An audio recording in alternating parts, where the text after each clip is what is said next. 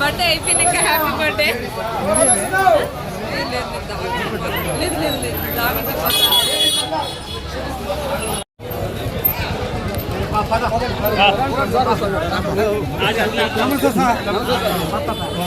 ఇదంతా బండి ప్లీజ్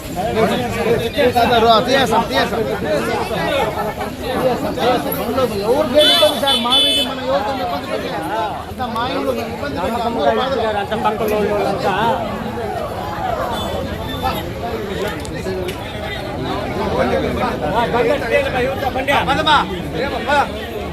బండి కుదిరి తాగుతుంది బండి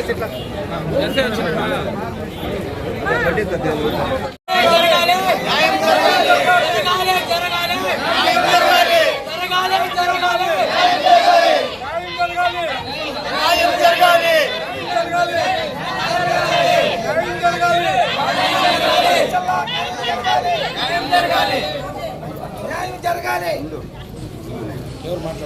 జరగాలి.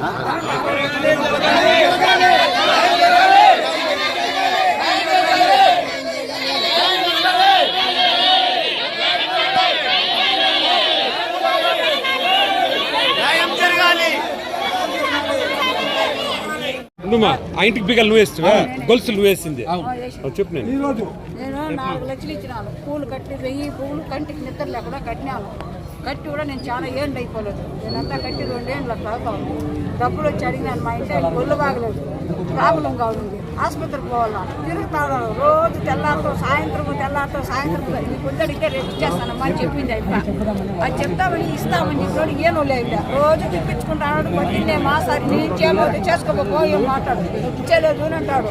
ఇస్తాను పో మాట్లాడు, మాకే ఇవ్వాల్సిన తాము ఇవ్వలేదు అని అంటే నేను ఇంకోని ఏమన్నామంటే మేము 10 మంది కావాలంటే 20 మంది కావాలంటే మా ఈదోళ్ళు మొత్తం వస్తారు, నీకు ఇవ్వాల్సిన తాముకి డబ్బులు అడుగుతాము, మేము కూడా వచ్చి పదన్నా మీకు ప్రాబ్లం ఉంటే మాకు ప్రాబ్లం ఇవ్వకుండా ఉంటే మాకు ఇవ్వకుండా మీరు చేస్తా ఉన్నారు కదా, మేము వస్తాం పదండా, వాళ్ళు వచ్చి అడుగుతాము అని చెప్తా ఉన్నాము. వాళ్ళు నువ్వేం వచ్చి అడిగేది, మేము ఇచ్చిన వాళ్ళు మేము తీసుకుంటాము, నువ్వేం అడిగేది మేమే తీసుకుంటాము, నీకేం అవసరం లేదమ్మా, మేము నువ్వు ఇచ్చినాము నీకు ఇస్తాం తీసుకో. ఇల్లు కాడికి వచ్చి వాళ్ళ ఇంట్లో పోయి అడిగితే వాళ్ళు అవమానం మేము అయితే ఎందుకు పెట్టినాము, మేము అయితే పెట్టి ఊరాలు ఈ గుంత మా పేదలు కడుపులు కూడా దాక్కుంటే ఎవరు తిరిగి న్యాయం చేయండి, ఏం చేయండి సార్.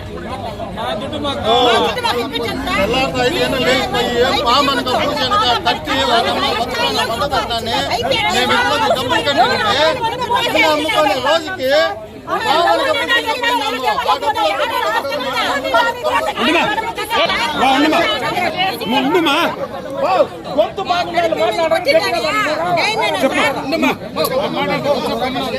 చెప్తా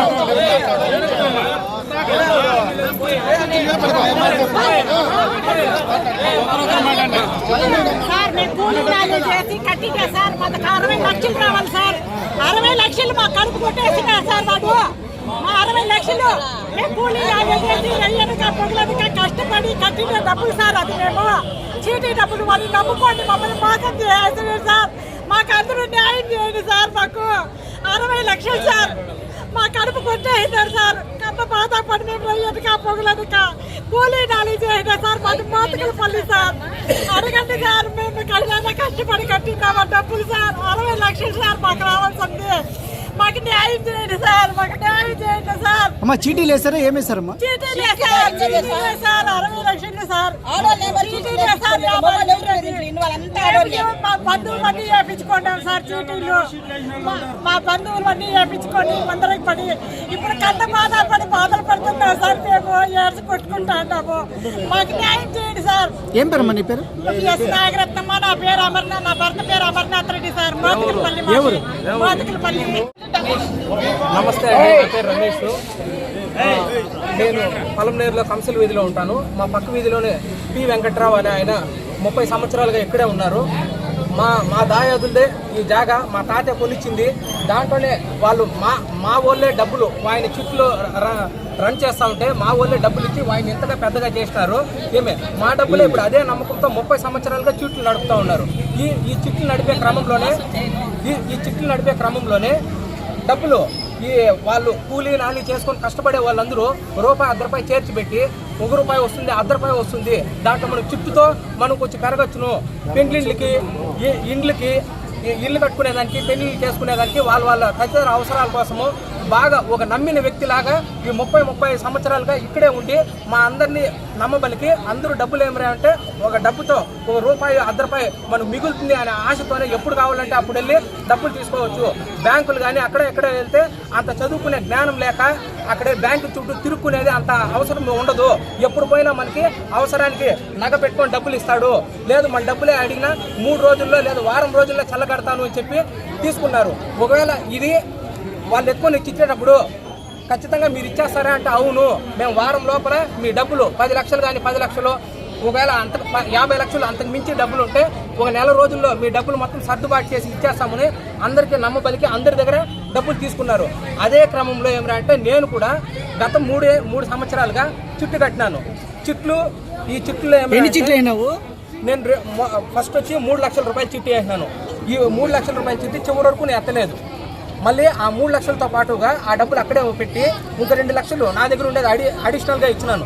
మొత్తం 5.5 లక్షలు, మళ్ళీ 50,000, మొత్తం 5.5 లక్షలు ఆయన దగ్గరే పెట్టి ₹1.5 వడ్డీ ఇస్తాము అన్నారు. కరోనా ముందు ₹2 లెక్కతో వడ్డీ కట్టి అందరికీ ఇస్తా ఉన్నారు. కరోనా తర్వాత ₹1.5 లెక్క వడ్డీ కడతా ఉన్నారంటే వీలైనంత మంది తెచ్చుకున్నారు. మేము సరేలే మనకి ఎక్కడైతే ఏముంది మనకు నమ్మకంగా మనకి ఏదైనా సరే మనకు ఒక చిట్టి కూడా వేసుకున్నామంటే దాంతో పాటుగా మేము ₹5,10,000 చిట్టు వేసినాము. అది ఆ చిట్టు పూర్తి అయిపోయింది. ఈ నెలతో పూర్తి అయిపోయింది. 34 నెలలు పూర్తిగా చిట్టు అయింది. ఈ 34 నెలలు కూడా నేను కట్టినాను. ఈ 34 నెలలు ఈ ఫిబ్రవరి ఇంత దురాగతాలు 6 నెలలు 10 నెలలుగా జరుగుతూ ఉంటే కూడా వాళ్ళని మేము నమ్మి మేమేమంటే 4 రోజుల ముందు కూడా నేను చిట్టు డబ్బులు వేసినాను. చిట్టు డబ్బులు నేను స్వయంగా నేను వేసినాను అనమాట. వాళ్ళు మాకు పూర్తిగా భార్యాభర్తలు వాళ్ళిద్దరు మా చేతులు పట్టుకొని మేము మీకు మోసం చేయము, ఇది పర్టికులర్గా మమ్మల్ని నమ్మండి. మళ్ళీ వాళ్ళు మేము ఆ టైంకి ఒకటే చెప్పింది, మా నుంచి మానవత్వం చాటుకుందామనే ఒక్క దృక్పథంతోనే మేము మాకు వడ్డీ డబ్బులు వద్దు, ఏమీ వద్దు.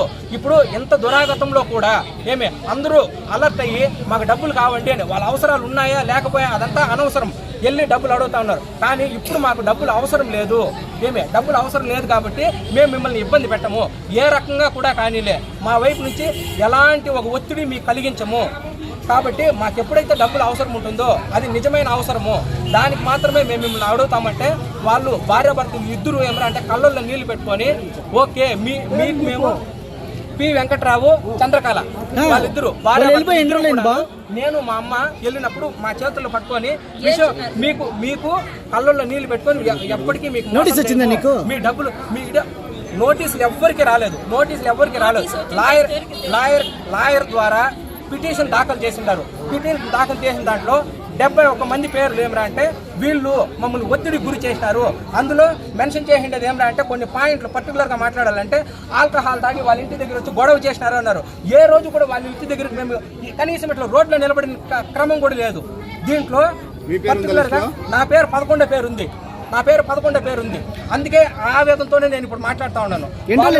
మాకు మా అమ్మకు వాళ్ళు పూర్తిగా చేతులు పెట్టుకొని మీకు ఏ రకంగా మేము అన్యాయం చేయము, మీ డబ్బులు మీకు ఇస్తాము కానీ కొంచెం టైం పడుతుందంటే మేము ఎప్పుడు ఏమంటే వాళ్ళు ఒత్తిడి కలిగించకుండా డబ్బులు మాత్రం మాకు వస్తే చాలు అనే మేముతో నెమ్మదిగానే ఉన్నామన్నమాట.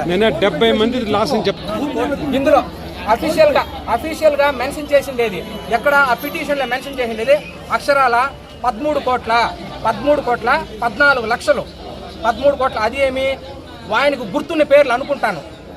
ఇందులో నా పేరు మాత్రం మెన్షన్ చేస్తున్నారు. నా పేరు ఏమంటే క్లియర్గా 11 నెంబరు వి రమేష్ లేట్ ఎం వెంకటేషన్ నా పేరు పెట్టిన్నారు.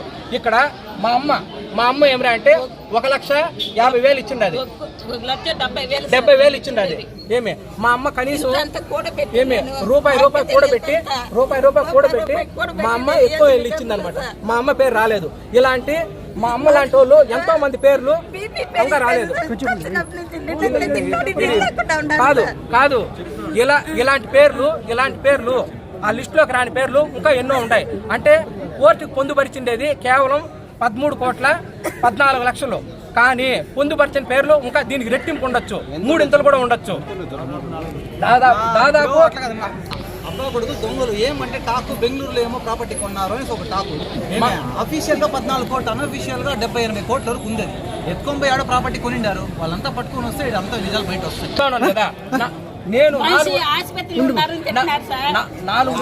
4 రోజుల క్రితం కూడా నేను డబ్బులు వేసిన కేవలం ఒక్క కారణంతో మా ఆయన వచ్చి నాకు ఆరోగ్యం బాగాలేదు, నేను నర్వీలో జాయిన్ అయినాను అందుకు ఈ క్రమంలోనే వాళ్ళు ట్రీట్మెంట్ అవి తీసుకుంటా ఉన్నారు అంటే మేము వెళ్ళి మానవత్వంతో ఇప్పుడు ఇలాంటి ఒక పెద్ద న్యూస్ వచ్చిన తర్వాత ఎవరూ కట్టడం లేదు, డబ్బు మాకు కట్టడం లేదు, మేము ఎవరికైనా చుట్టూ డబ్బులు కడితే వాళ్ళకి ఇవ్వడానికి రిటర్న్ ఇవ్వడానికి అనే మాట చాలా సార్లు మాట్లాడినాడు.